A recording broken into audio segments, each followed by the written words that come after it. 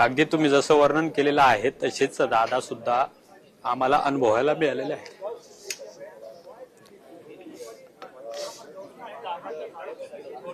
अगदी अमोल, मला मान्य आहे की रिपोर्टिंग करणं, तिथली परिस्थिती महाराष्ट्रापर्यंत पोहोचवणं हे आपलं काम आहे. पण एक माणूस आहोत आपण, आपल्याही काही भावना असतात आणि लोकनेता हा खरा कसा आहे हेच यातून दिसत असतं. हे अजित पवार यांनी मिळवलेलं संचित आहे अमोल, हे प्रेम आहे. अजित पवार हे स्पष्टवक्ते होतेच, पण निसंगपणे बिनधास्तपणे बोलणारे सुद्धा होते.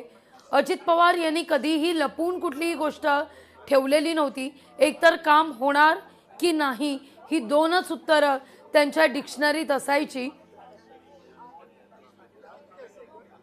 पुण्यातून सकाळच्या वेळी फेरफटका मारणारे अजित पवार हे थेटपणे बोलणारे असायचे. कधी बोला बोला.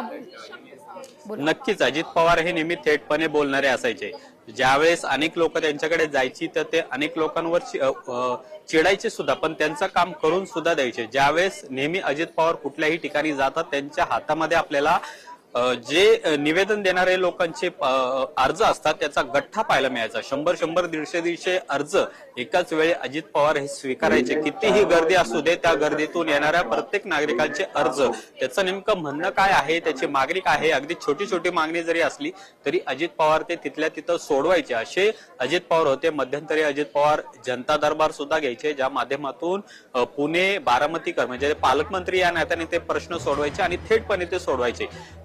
जसं अजित पवारांचं स्पष्ट वक्तेपणा, साधेपणा जो होता तो त्यांच्या मीडियाच्या बाबतीत सुद्धा होता. असं म्हटलं जातं की अजित पवार हे मीडियापासून फार लांब राहतात, पण गेल्या काही दिवसांपासून अजित पवार आणि माध्यम म्हणजे मीडिया यांचं एक वेगळं नातं निर्माण झालेलं होतं.